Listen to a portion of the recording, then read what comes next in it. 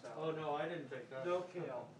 So, and I didn't touch that. Look, if this is a form of hazing, I can take it. I'm okay with it. But it's, you guys are doing a really Paige is going to give you a wedgie later on. No, I didn't even come over this area. No, it was over in the battery area. On the charger, where Paige is. I'm just saying, like, who would take a battery off? First, it doesn't belong to him, and second, that it's not fully charged. It's just bizarre.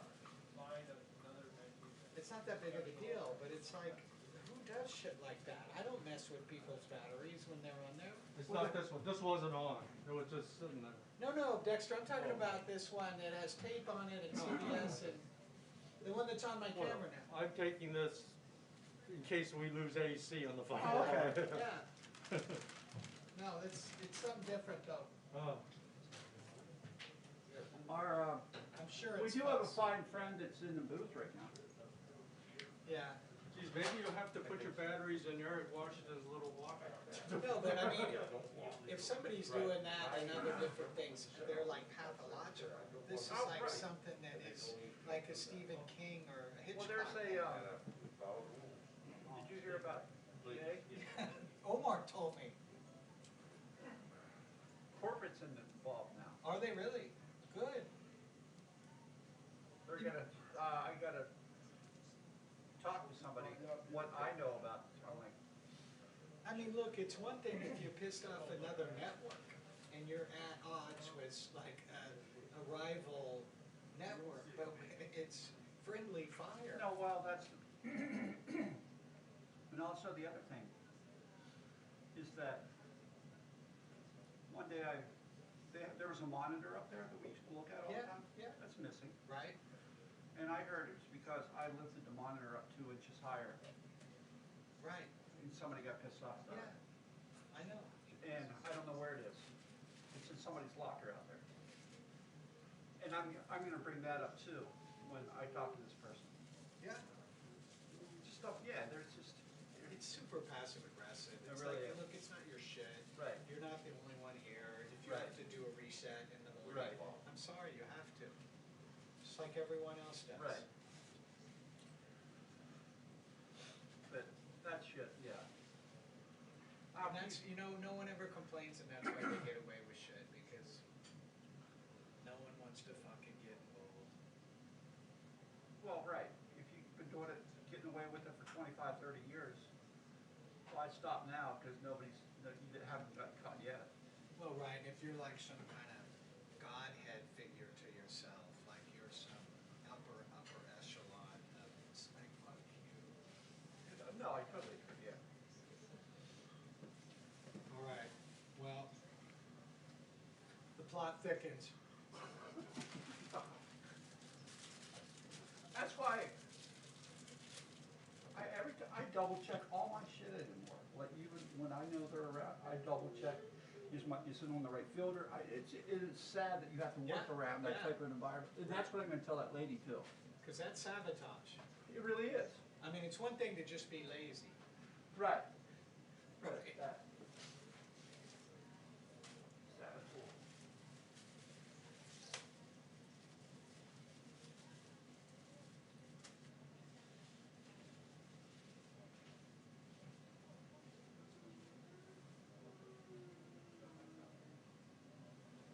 So they're bringing your sandwich?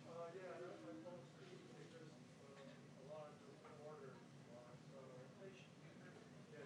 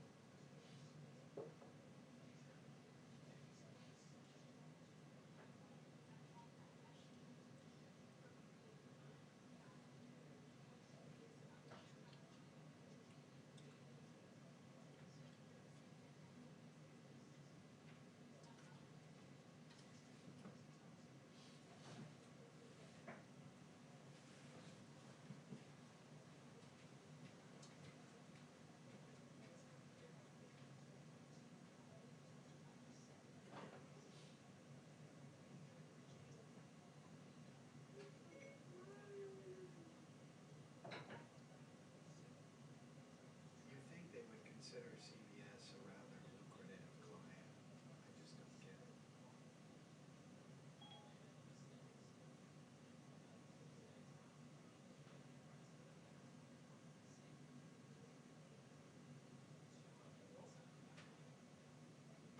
Let me turn on the wireless now. It's working.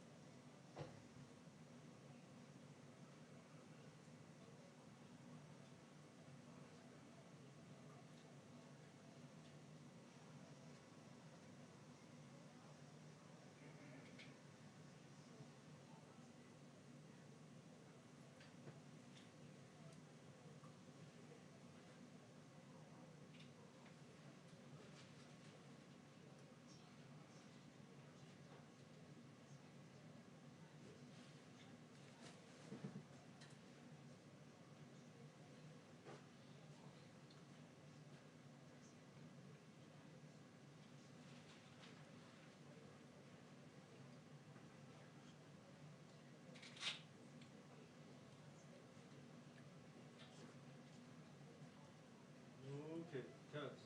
All right.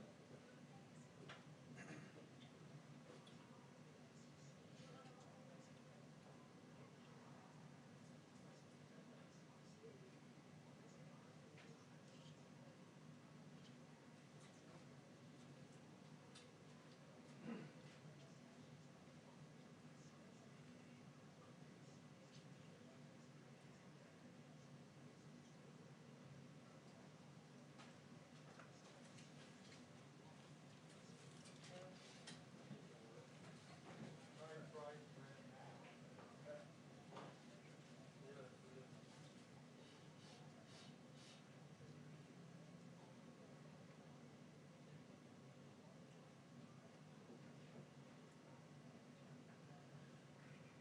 I tested it with the battery. Said it was good. That's interesting. He did too with the battery. You always do my It bad. worked. You know? You always do my bad. I'll put it right back when you leave too. I was getting tired of zapping my phone. My battery right back when the chunk figured out like, you know, Hey, Stevie, guess who just called me? What's that? Guess who just called me?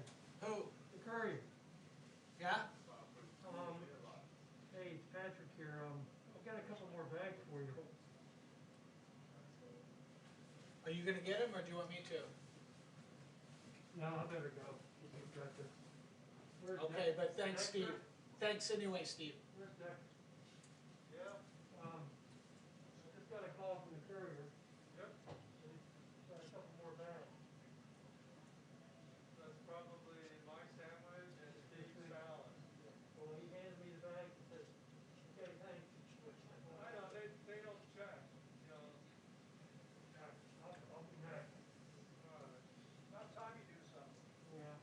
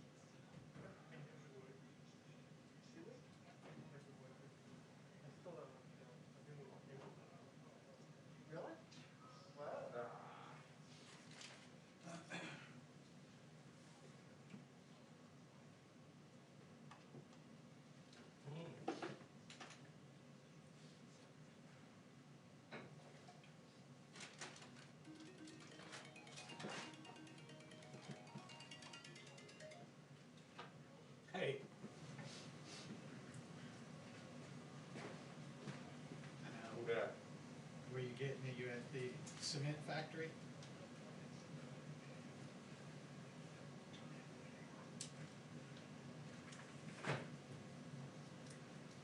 Yeah, I'd say so.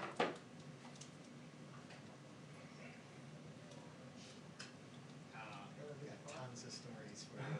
Not the best place or time, but give me a, no, it's just a side wardrobe, it's a dive for it. How are you?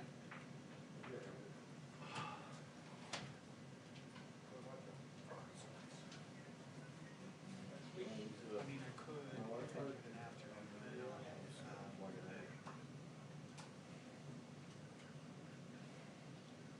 I know, but I don't think they're letting cuts in, I think it's just, but no, I won't get crazy.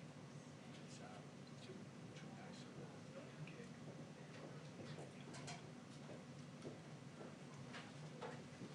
Looks like some action's already started. Let me give you a bell back.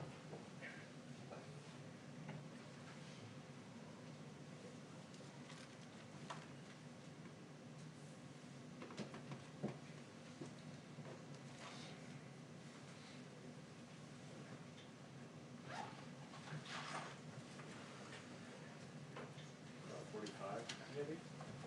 I think I was finding 44 yesterday. Yeah, it was editing. Oh, I join you in the corner right there.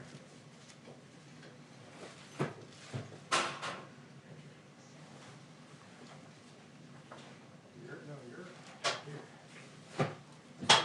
Oh, You started up. that's. You're right. See? Why do that?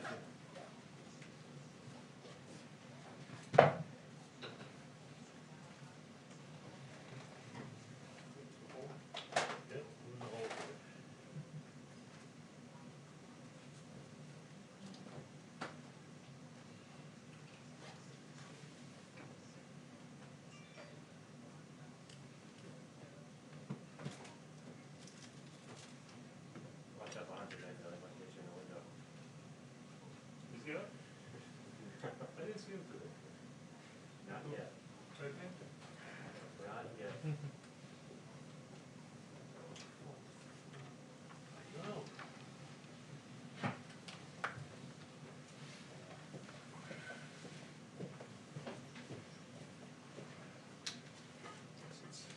Sorry, I'll swap with you. Okay.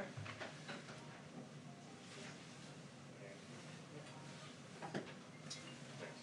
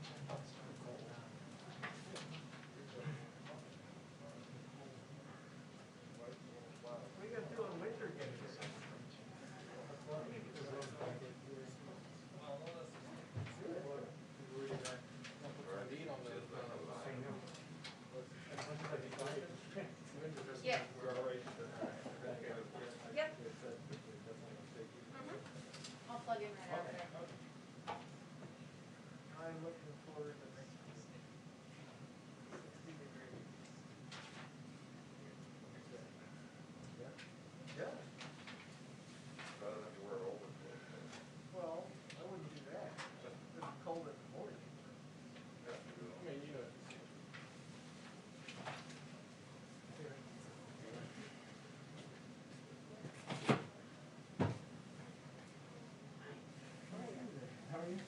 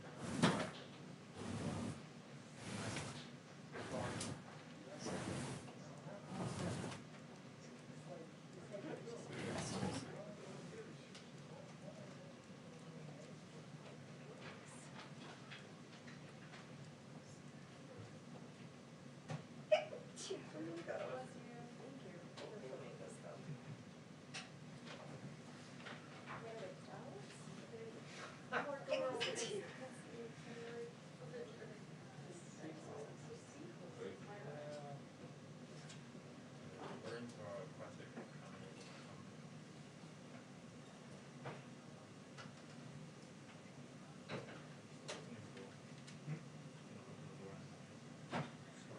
Block it.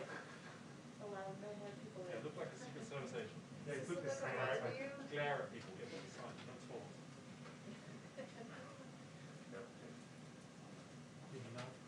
Filming is in progress.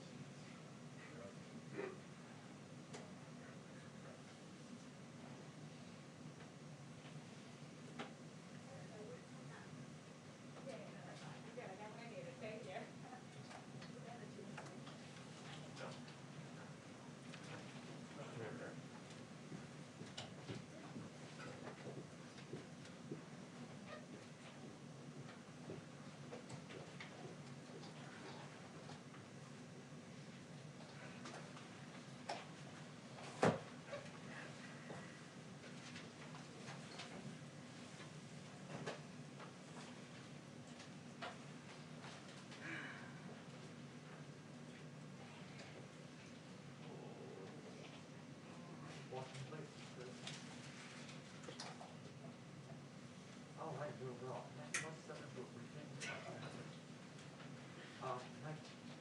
Okay, okay.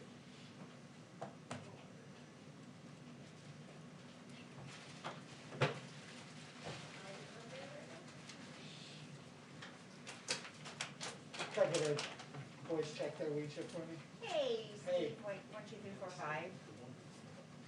My check is Ouija. Sounds good, thank you. And Liz. 500 miles long. It's exactly what it is. Yeah, even so, even they were like, they were quite hot, and you usually one was, take one off, way too.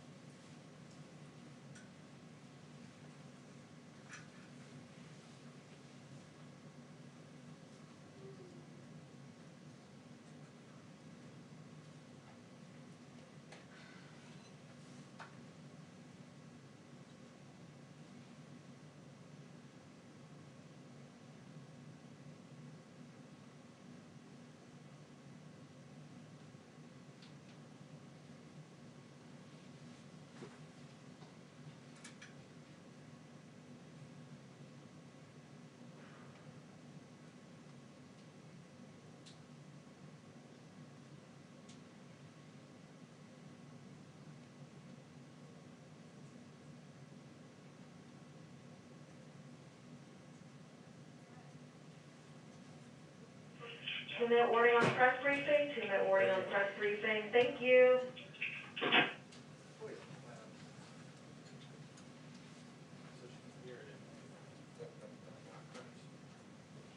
can hear it outside. Sorry.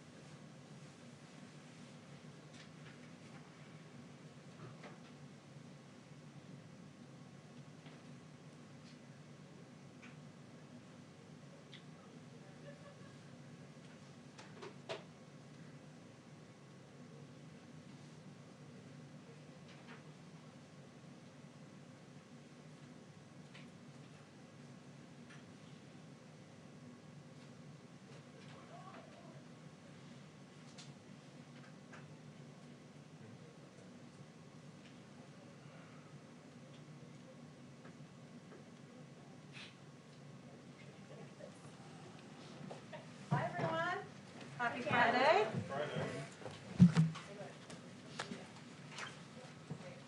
Okay, lots going on around here. I have a couple of items for all of you at the top. Obviously, today is Jobs Day, and with today's jobs report while it shows some progress, it also shows the long road ahead. Right now, there are 9.5 million fewer jobs than at this time last year. This is a larger jobs hole than at any point in the Great Recession. At this month's pace, it will take us more than 2 years to get to pre-pandemic employment levels, and it will take even longer at the average pace over the last 3 months. This is unacceptable, and it's unacceptable when 4 million Americans have been unemployed for more than 6 months, or when unemployment is at 9.9% for African Americans and 8.5% for Hispanics. Congress must pass the American Rescue Plan now so we can get Americans back to work and so we can get relief to the millions of people who are struggling. As you know, this afternoon, the President and the Vice President will receive their weekly economic briefing with Treasury Secretary Yellen, Chair of the Council of Economic Advisors, Cecilia Rouse, newly confirmed, National Economic Council Director Brian Deese, and Chief Economic Advisor to the Vice President, Mike Pyle. The economic team will provide an update on the jobs report released today, along with an update on unemployment by race and female participation in the workforce. Afterward, the President will participate in a roundtable with individuals who will benefit from receiving relief checks thanks to the American Rescue Plan. As you may have also seen yesterday, or may not have, there's a lot going on, so that's why I wanted to shout this out. Senior White House officials hosted a virtual listening session with Asian American and Pacific Islander advocates and community leaders from across the country to discuss the increasing rates of anti-Asian harassment and violence. The President is committed to ending anti-Asian violence and bias, and he has made clear that it is the policy of this administration to condemn and combat xenophobia against Asian Americans wherever it exists. In a Week 1 presidential memorandum, President Biden charged the Department of Justice with partnering with Asian American communities to prevent and better collect data on hate crimes against Asian American communities. Last but certainly not least, we have a week ahead. On Monday, the President will sign 2 executive orders to advance gender equity and opportunity for women. He will also visit a Veterans Vaccination Center with Secretary of Veterans Affairs, Dennis McDonough. On Tuesday, he will visit a small business that has benefited from a Paycheck Protection Program loan. On Wednesday, the president will travel to Baltimore, Maryland for an event with the CEOs of Johnson & Johnson and Merck at Emergent Biosolutions. And on Thursday, the president will deliver remarks on the anniversary of the COVID-19 shutdown. With that, Alex, why don't you kick us off? Thanks. So we're 45 days into the Biden presidency, and he has yet to hold a presser. At this point in past presidencies, every president, from Reagan had addressed reporters, some of them multiple times. So why the delay, and when can we expect the president to hold a press conference? Well, first, as all of you know, the president takes questions several times a week. He took questions actually twice yesterday, which is an opportunity for the people covering the White House to ask him about whatever news is happening on any given day. We look forward to holding a full press conference in the coming weeks before the end of the month, and we're working on setting a final date for that, and as soon as we do, we will let you all know. But this president came in during a historic crisis, two historic crises, a pandemic like the country had not seen in decades and decades, and an economic downturn that left 10 million people out of work. So I think the American people would certainly understand if his focus and his energy and his attention has been on ensuring we secure enough vaccines to vaccinate all Americans, which we will do by the end of May, and then pushing for a rescue plan that will provide direct checks to almost 160 million Americans. That's where his time, energy, his focus has been. But in the meantime, he takes questions multiple times a week and looks forward to continuing to do that. And as soon as we have a press conference set, we'll let you know. Sure. Those sprays, though, are not an ideal forum for us to be asking questions. He can't hear us half the time. We get maybe two questions and then we're shuffled out. So why hasn't he answered questions from the press at this point? Is it just that he's too busy? I think he's answered questions, I believe the count is almost 40 times. So, and I would say that his focus, again, is on getting recovery and relief to the American people. And he looks forward to continuing to engage with all of you and to other members of the media who aren't here today.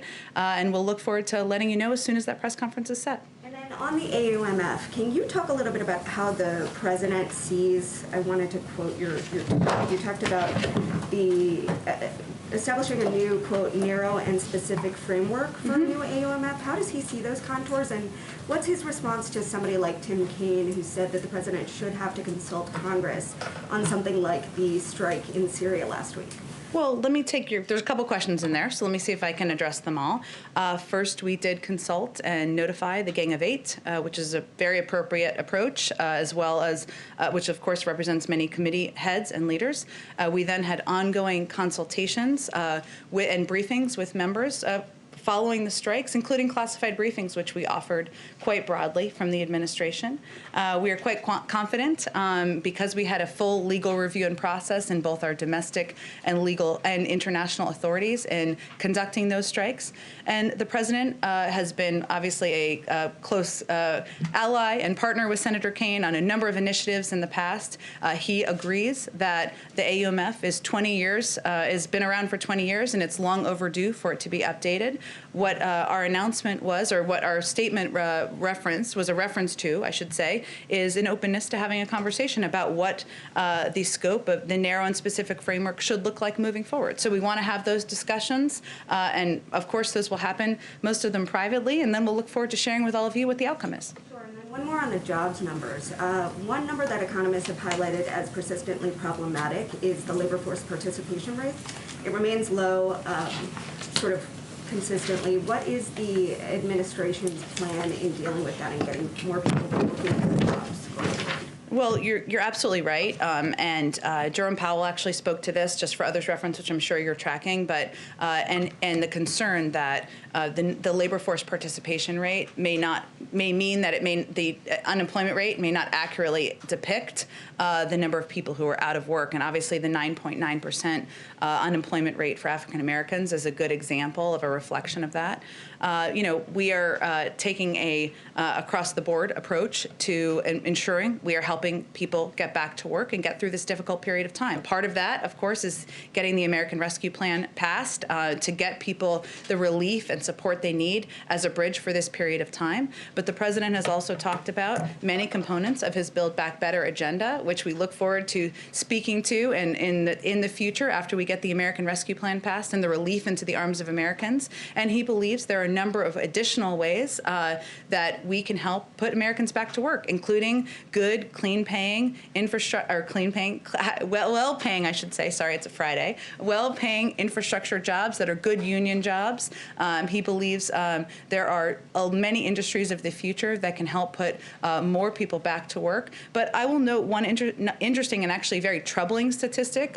Per our economic team, I'm not an economist, as you all know, but this is their analysis, is that more than 69,000 educators were laid off. And so certainly part of our objective too here with pushing for the American Rescue Plan is also getting relief out to schools who want to reopen and bringing teachers back, ensuring that teachers can be employed for the long term and can ensure there are smaller class sizes is also part of what that package will help address. Go ahead. Thanks, Jen. Does the president have any thoughts on the filibuster, the so-called filibuster, especially now that some more moderate Democrats are now saying that they would like to see some filibuster reform? His view and his position hasn't changed. Even though some people say that that could affect your agenda, that you couldn't get some of those bigger bills through? Well, look, the president believes that infrastructure, just to keep with the theme, it is not infrastructure week, but he did just have the meeting yesterday, that infrastructure is a policy and a proposal he's long been a supporter of, as have Democrats and Republicans in the past. Even look at immigration reform. Immigration reform is an issue that many Republicans and Democrats who are elected have said and have supported in the past. The private sector has supported. He's a believer that there is a path and a way forward for Democrats and Republicans to certainly work together, and he's hopeful there's an opportunity to do exactly that. I know you're focused on the stimulus bill today, but is there a tentative plan for when we would see an infrastructure plan from the president? Again, as we've said in the past, and you gave me a little bit of an opening for this, but our focus is fully on the American Rescue Plan. We look forward to the president signing that into law, to relief and to checks going out to the American people, to funding going to schools so they can reopen, to more funding going out to get more vaccines in the arms of Americans. And his agenda and his priorities are not a secret, especially for those of you who covered the campaign. He talked about everything from infrastructure to doing more for caregiving, to doing more to help expand access to health care, doing more to address the tax system. Those are all components that are certainly under discussion, but we'll have more to say in the weeks ahead. Go ahead. Thank you, Jen. The White House Chief of Staff, Ron Klain, pointed out this morning that at the pace of today's jobs report, it would take until April 2023 to get back to pre-pandemic economic levels. So how much quicker does the White House believe the economy can recover to those levels with this $1.9 trillion package? How many more months or years does this buy? Well, don't take it from us. Take it from outside economists. And independent analysis shows that passing the rescue plan will create 7.5 million jobs in 2021 alone, and get our economy back to full employment. Will help create those, I should say, help get our economy back to full employment 1 year faster.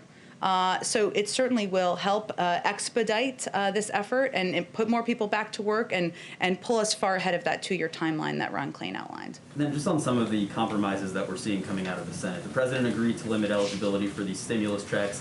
He is also now allowing these unemployment checks to be lowered from $400 to $300 a month, even though, of course, there is an extension there until September. But it seems like a lot of these compromises are tailored to the more moderate elements of the Democratic caucus. Is the president concerned at all about losing progressives once this bill goes back to the House? And is there anything that he's looking to do to cater to some of those more progressive demands? Well, this is an incredibly progressive bill, and I'm happy to outline some specifics on that since you gave me the opportunity.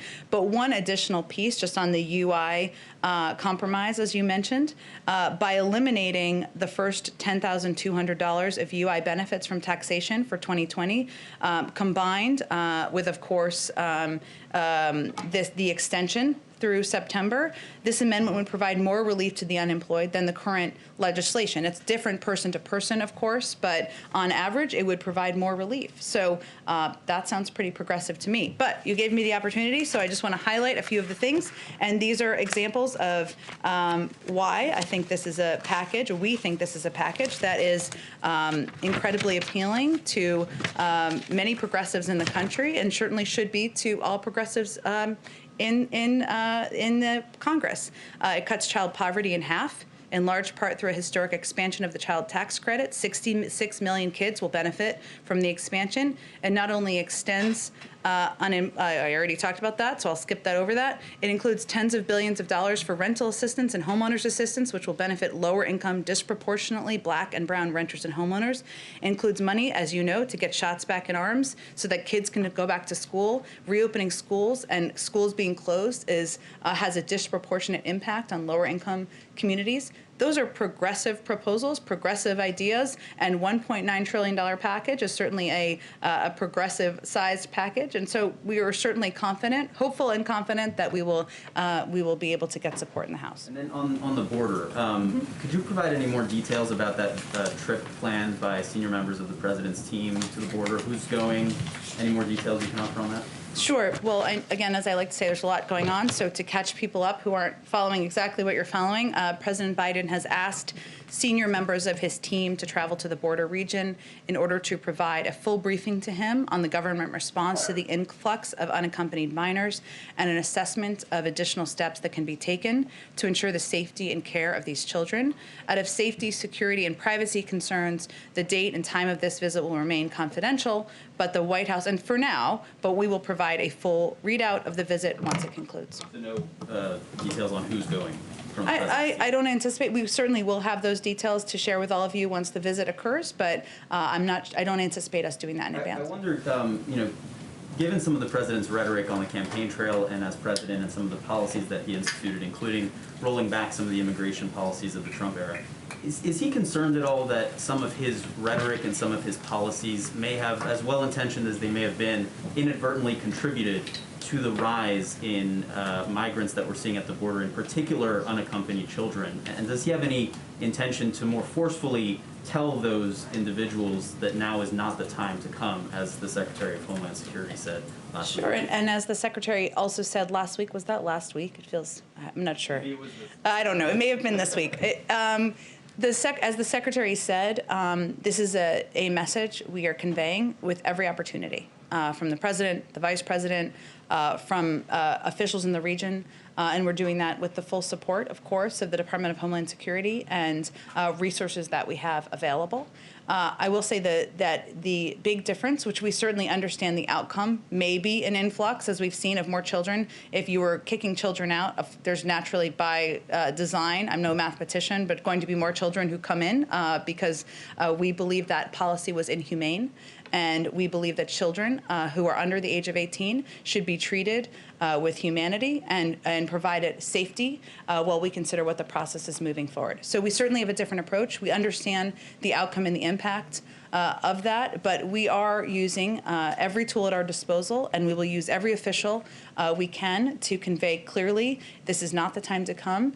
The majority of people who come are turned away. Families, adults, we're really talking about children, which is, I know, what you were referencing. But you do believe that there may be, that part of that rise is due to some of your policies and rhetoric of this administration? I certainly didn't say that exactly, but all I'm conveying is that obviously we're going to have more kids in the country since we have been letting unaccompanied minors stay, and the last administration immorally kicked them out, in our view. So go ahead. Jen, thank you. To follow up on a question I asked about these minors yesterday, Reuters is now reporting that Fort Lee is going to be used as a housing facility for some of these minors in Virginia. Can you confirm whether that's true, and if you are considering other military bases around the country? Well, as we've just been talking about, obviously we recognize the challenge of having these unaccompanied children come across the border, and the influx that we are certainly preparing for and preparing to approach. So of course we have to look for facilities and places where we can safely and humanely have these unaccompanied minors in the interim. That would be the decision of HHS. So I would send you to them, but I don't have anything to confirm in terms of additional facilities at this point. Got it. And I guess just to follow up on Jeremy, I think, well, I don't want to speak for him, but a lot of Americans are saying that, you know, the surges are happening under President Biden's watch after he reversed some previous policies. So does the administration take any accountability for what's happening? Who are the Americans? Well, I know you don't want to answer to him, but the former president just released a statement saying that The Biden administration must act immediately to end the border nightmare that they have unleashed onto our nation. Former President Trump? Yes. We don't take our advice or counsel from former President Trump on immigration policy, which was not only inhumane, but ineffective over the last 4 years. We're going to chart our own path forward, and that includes treating children with humanity and respect and ensuring they're safe when they cross our borders. Go ahead. Can I ask you about vaccine? Sorry.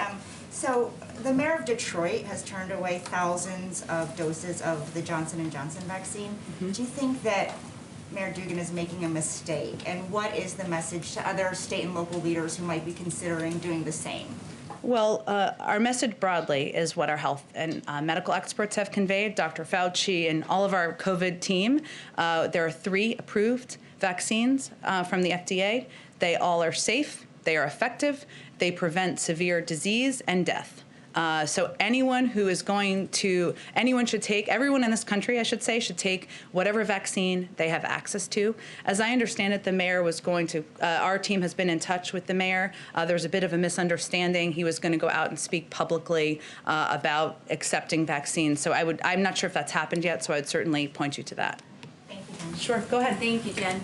Are there any discussions within the White House about reversing the policy of allowing all unaccompanied children into the United States? No. None at all. So I guess is the plan then to take in and safely and humanely find a home for an unlimited number of unaccompanied children?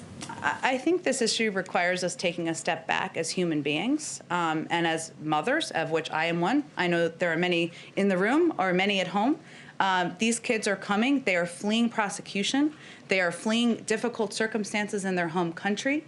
When they come here, all we're talking about here is ensuring that they are treated safely, they are not trafficked, they are not sent back on a unsafe journey. That's what we're talking about. When these kids come in, it doesn't mean they are ensured that they get to stay. They go through the processing system that everyone goes through. But we want to ensure that that is done by treating them humanely and with respect. Many of them will be sent back home eventually, but we're talking about how we treat them as they come in the country. Well, and I'm a mom too, so I certainly feel for all of these children that are fleeing very difficult situations in their homes to come here.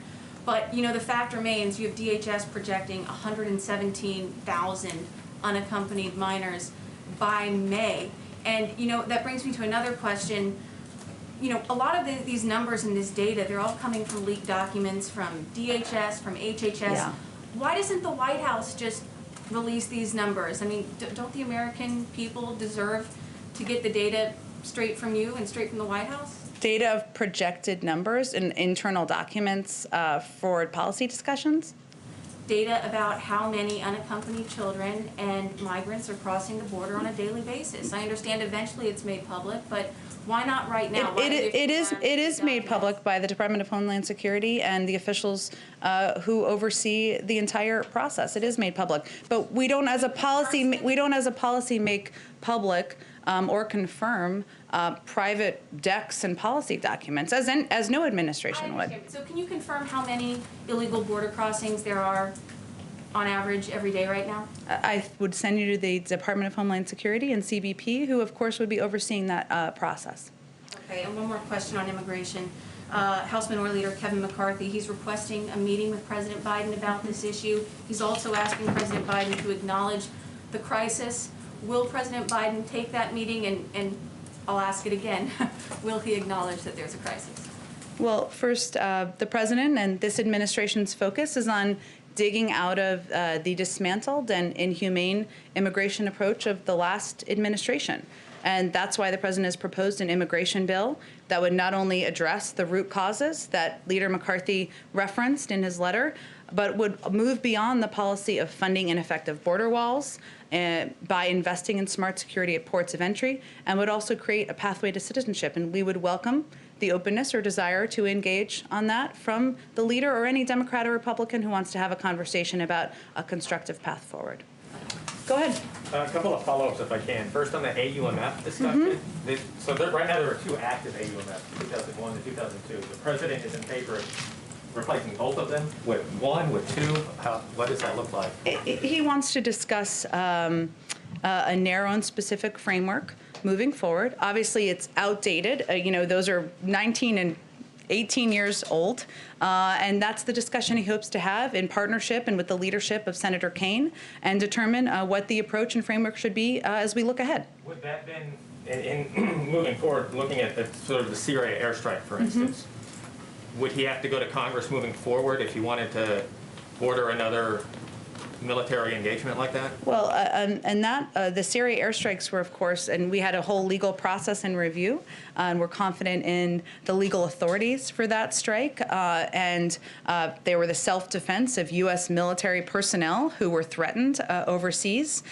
So, I will leave it to the discussion of the framework moving forward, but I would say that we are confident in both our approach and the authorities we had for those strikes. And one on infrastructure, if I can. Go ahead. I know you're focused on the COVID bill, but when the American Rescue Plan was first introduced, President Biden was very encouraged that there would be bipartisan support for it. It does not appear that there will be any bipartisan support for it. Republicans haven't voted for it yet.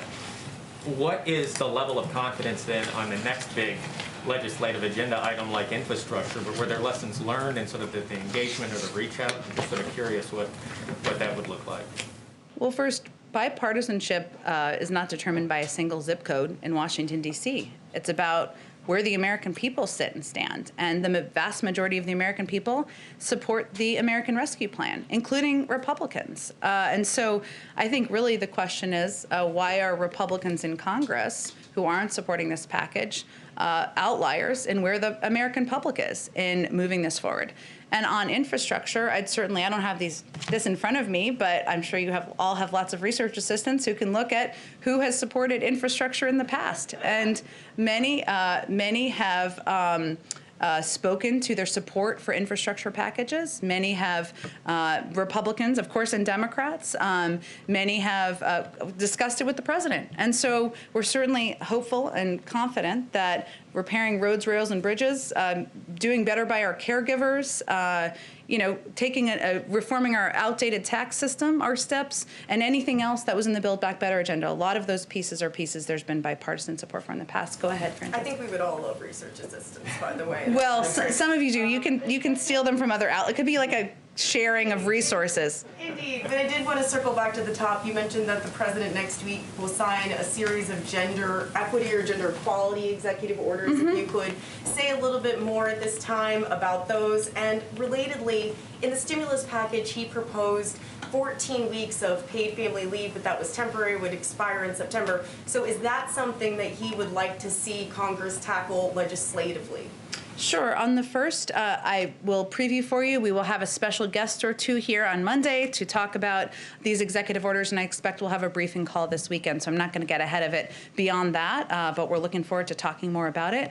And on the second one, say that one more time. So in the relief package, he proposed at least 14 weeks of paid leave. Yes. But that was temporary. It would expire in September. So what I'm asking is that something he would like to see Congress make permanent and address in future legislation?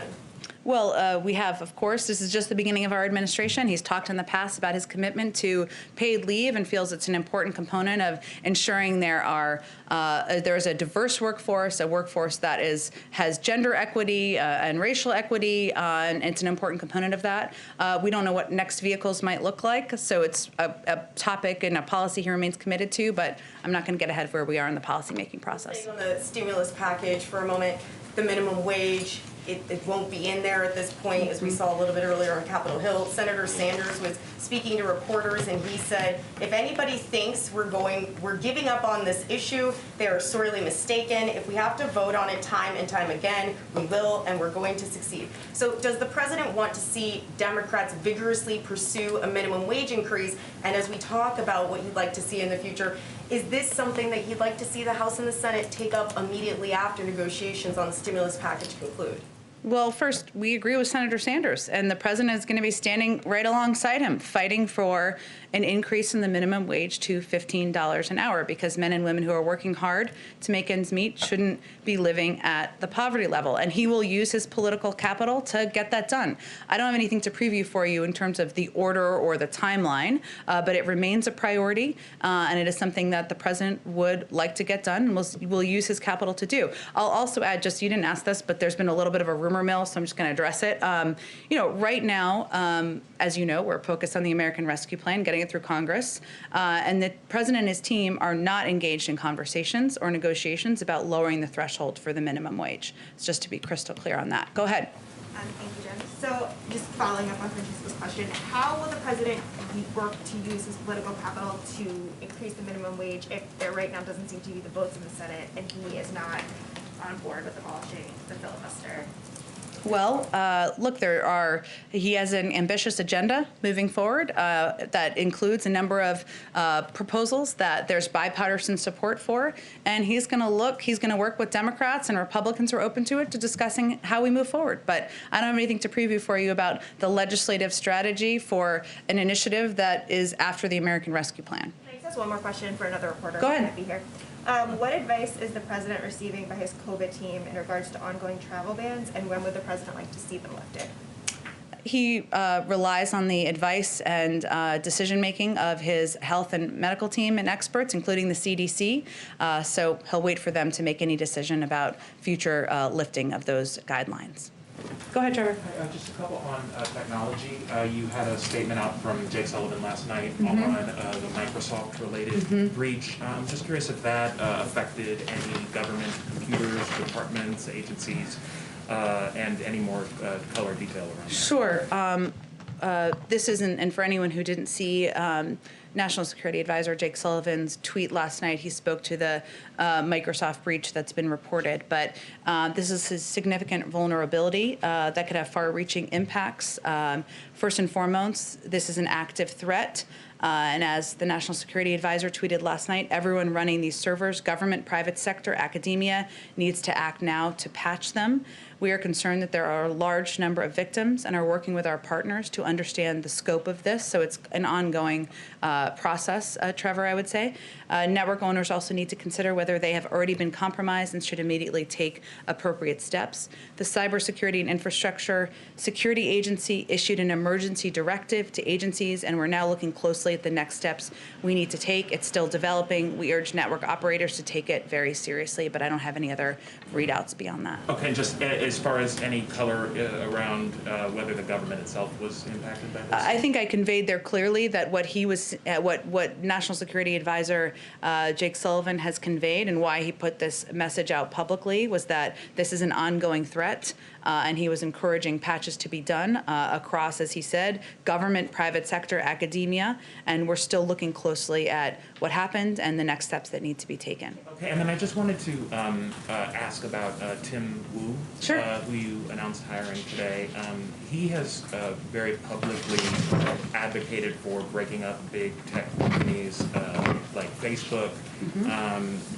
Those are the kinds of issues he's going to be advising President Biden on. Is that now White House policy? What is he going to be doing with regard to the FTC and the DOJ and what they're already doing on those big tech companies? Well, first, it's been reported, but Tim Wu will serve at the NEC as the Special Assistant to the President for Technology and Competition Policy. He was recently a professor at Columbia University Law School. He previously served as Senior Enforcement Counsel to the New York Attorney General and as a Senior Advisor at the FTC. He brings, as you noted, in some way, different words, but a wealth of knowledge and experience about technology and competition policy that will help ensure President Biden's economic agenda supports working families, strengthens the middle class, and protects consumers. The president has been clear on the campaign, probably more recently, that he stands up to the abuse of power, and that includes the abuse of power from big technology companies and their executives.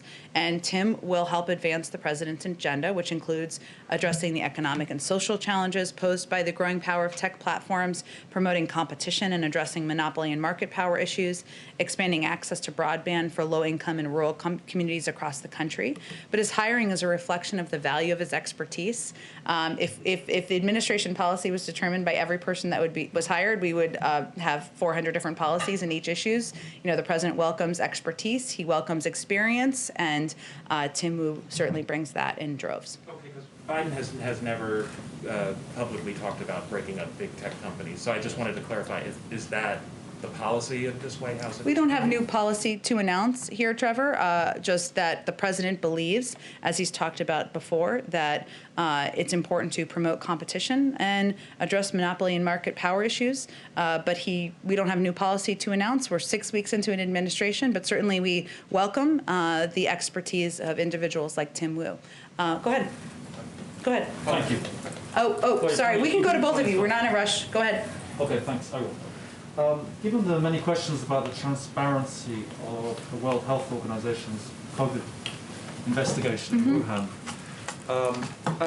is there a point at which the president, who made such priority of putting the US back into the WHO, will say we're getting fed up and actually go back a little bit towards former president's position, which is that the WHO was, basically useless for the United States? Well, I would actually say that we're gratified that the WHO has determined to hold on releasing an interim report into the origins of COVID. That was a positive step, which was taken in part because of our involvement and engagement.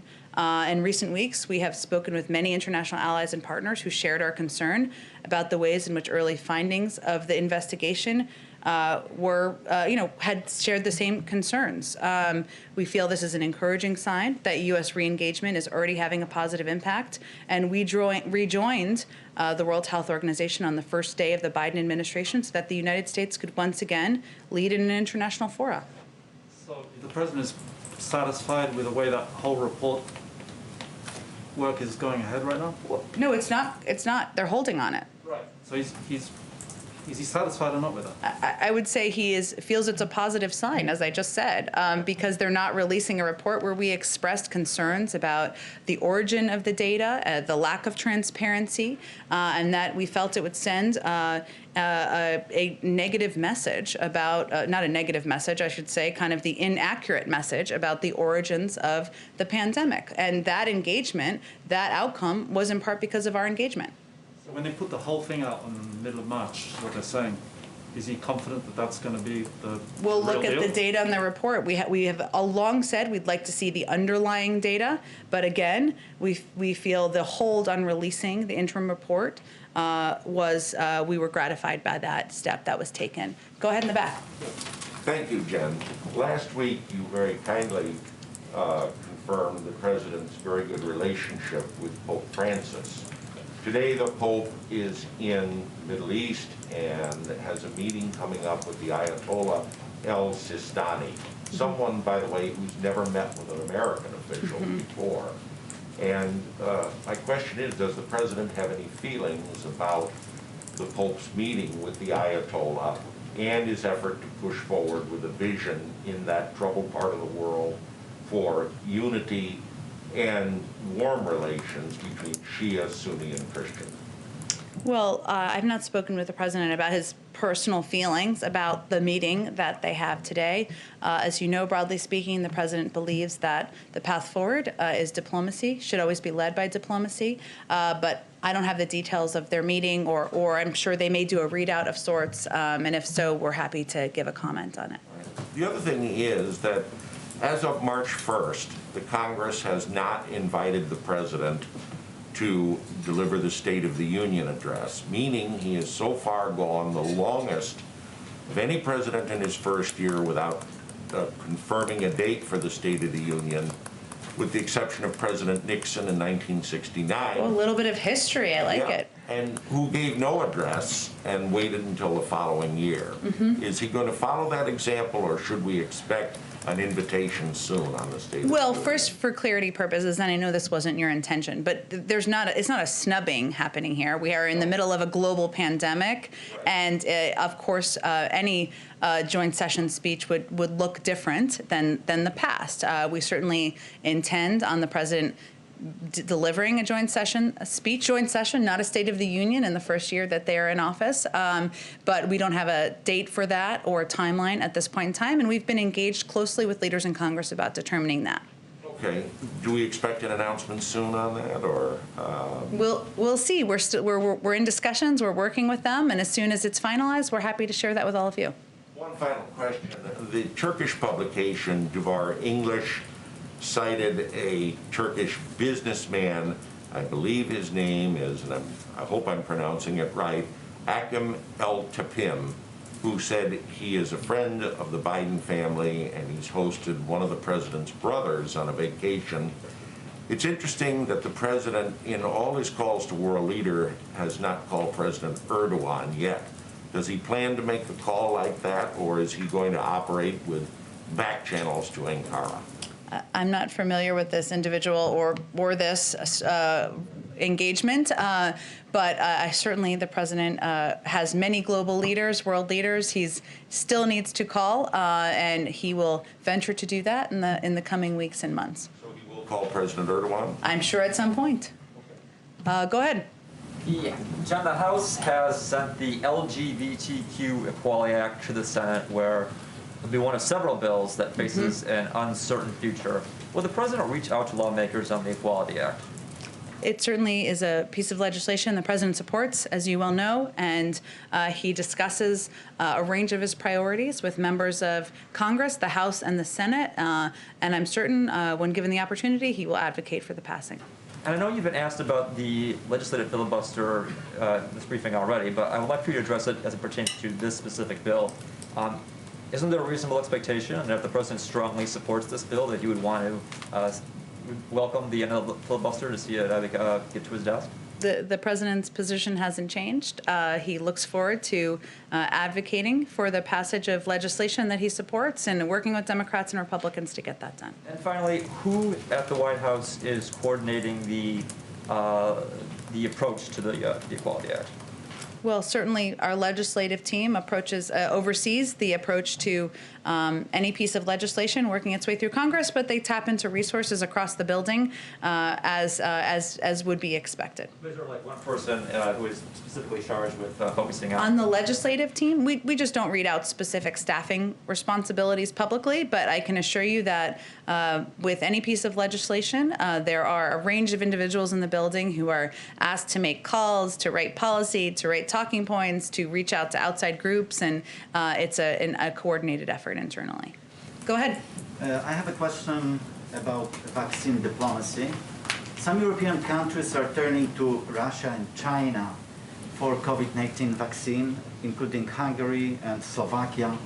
Do you believe that by offering vaccine supplies, Moscow and Beijing are trying to help or divide Europe? And do you think that such offers should be accepted?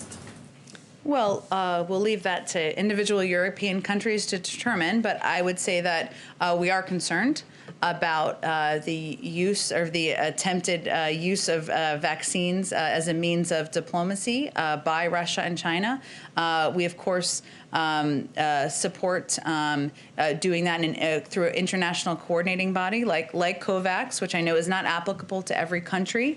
And we, of course, want to work directly with countries around the world about how we can support their efforts moving forward. We understand that's challenging at this moment in time because the president's priority is ensuring every American is vaccinated. We'll have enough vaccines to do that by the end of May. Then there's, of course, a distribution process after that. But that remains our priority here, but we look forward to remaining engaged through proper international coordinating bodies and directly with a number of these countries. May I follow up? Aren't you concerned that President Biden's America First vaccine policy actually gives opening to China and Russia and reduces U.S. influence around the world? Well, I would first say that we work with European countries and partners, Asian countries and partners in South America on a range of priorities and issues, whether it's security, whether it's addressing the threat of climate, whether it is economic partnership and relationships, and we'll continue to do that. We also have conversations about access to COVID, access to vaccines, and we'll continue to do that as well. That's something that comes up in a number of these diplomatic conversations. Right now, as you've noted, our priority and our focus is on ensuring the American people are vaccinated, and we have to take into account a number of factors, including the fact that we don't know which vaccine is most effective with children children. That testing is still ongoing. We don't know the most effective as it relates to all the variants. That is still ongoing, but we are very open, and we will continue to have those engagements and conversations about how we can assist countries looking for vaccine supply. One more follow-up to President Biden's phone call with European Commission President today. Have they discussed restoring air travel between Europe and the United States? I know we put a readout of the call out. I'd have to talk to our national security team and see if that's something. If it was raised on the other end, we'd leave that to them. I don't think there was any intention of raising that from our end, so they may have more to speak to it from their end. Sorry. Go ahead. Oh, I'm sorry. Can we go to you first, and then we'll come back? Yeah. Thanks. Just two questions. First, the president earlier this week, in remarks to the House Democratic Caucus, suggested that the White House under Obama didn't take enough of a victory lap following the 2009 stimulus. I'm wondering if you can just expand on what the White House plans to do differently this time, assuming the rescue package is passed in the coming days. Sure. Well, I was here during that period of time, and I would say that any of my colleagues at the time would say that we didn't do enough to explain to the American people what the benefits were of the rescue plan, and we didn't do enough to do it in terms that people would be talking about at their dinner tables. And that's one of the reasons we, of course, have been trying to break down the impact of the American Rescue Plan into the key components that will impact people directly. The direct checks, ensuring funding gets funding to help expedite vaccine distribution, and of course reopening of schools. But where our focus is on getting the package passed, and once it does, we look forward to taking some time using the president, the vice president, the first lady, the second gentleman to engage with and communicate with the American people about how the package impacts them and how it will help them get through this difficult period of time. And then second on infrastructure, Representative DeFazio said after the meeting yesterday that there were discussions about how to pay for an infrastructure package. I'm just wondering if you can give us a little more sense of what was discussed yesterday. I don't have any more details. We don't even have a package that is being proposed at this point, and when we get to that point, I'm sure we'll have this discussion. Obviously, the president has talked in the past about different revenue raisers, whether it's rolling back certain tax cuts, but we're just not at that point in the internal policy discussions quite yet. Go ahead, Alexandra. Alexandra, I was looking at you. Sorry, go ahead. Okay, go ahead. Go ahead, Francesca. Two more questions for you, and then I'll be done. So earlier this week, Secretary Blinken had a call with Juan Guaido, who the U.S. recognizes as the interim president of Venezuela.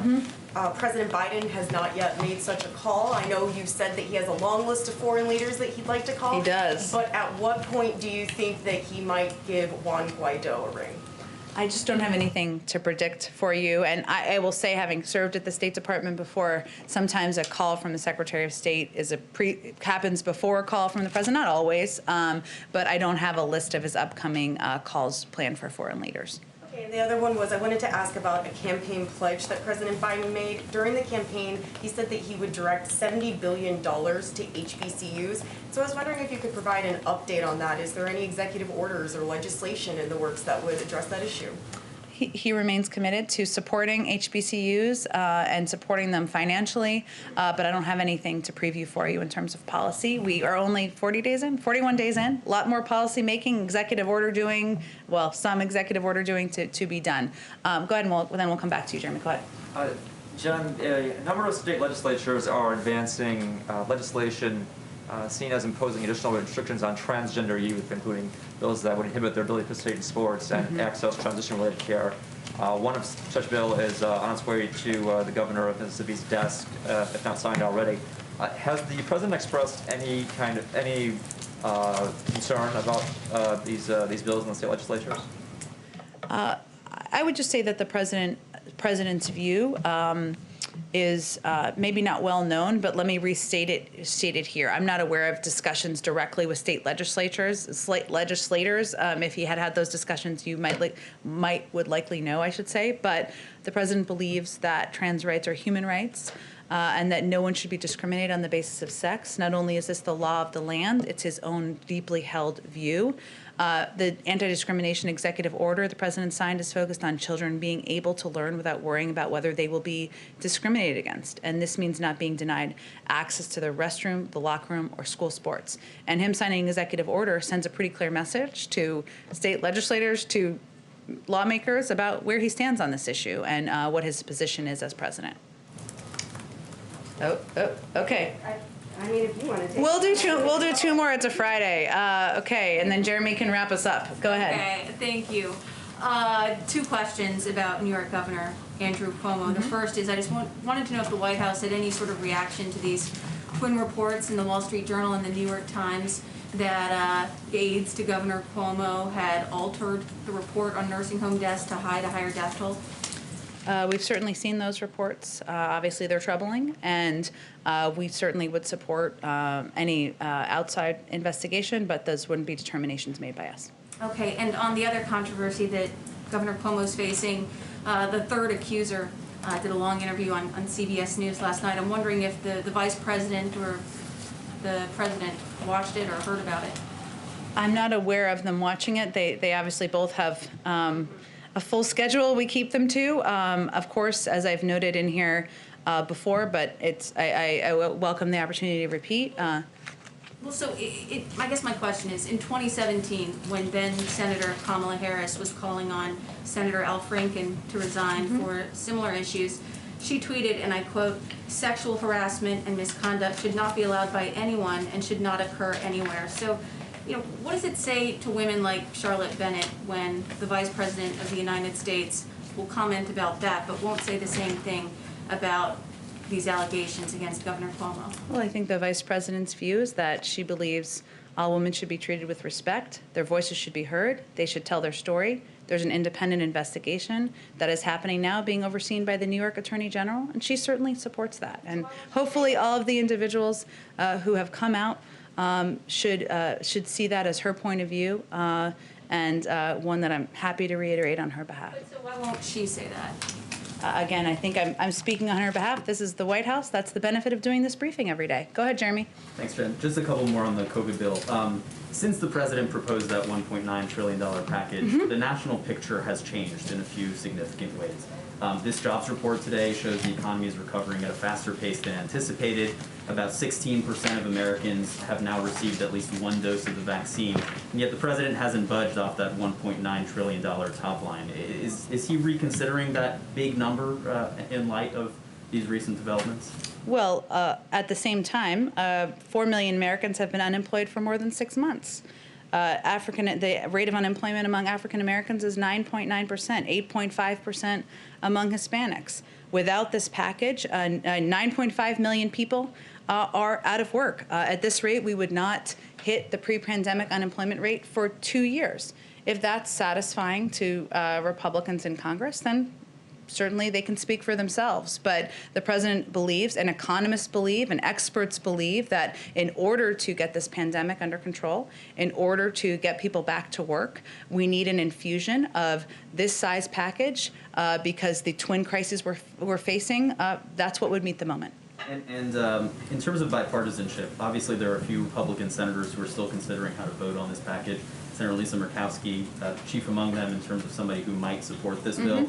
So how much of a priority is it for the president to try and win over at least one of these Republican senators? And how much time and energy is he planning to put into that effort? Well, the president remains deeply engaged in getting this across the finish line. He takes nothing for granted, and I fully expect him to be on the phone through the course of the weekends with Democrats and Republicans as needed, just answering questions they have, addressing needs they have. Obviously, he had a number of people to the Oval Office just this week. So he takes... How much of a priority is it for him to get at least one Republican senator to support this bill? Well, I think the president's measure of success here is whether we get the package through so we can deliver relief to the American people. And we welcome the support of Republicans in the Senate. We're open to answering questions, to addressing concerns they have, but at the end of the day, Our focus and the president's priority is on ensuring that almost 160 million people receive direct checks, that we are providing money to schools. By the way, polling this morning showed the majority of people supported that across the country so that they can reopen, and that we are ensuring we can get vaccines in the arms of Americans. We're still in the middle of a crisis. We're still in the middle of a war with the pandemic, and he welcomes their support, but his focus is on the American people. Thanks, everyone. Thank you, Jen. Thank you, Jen.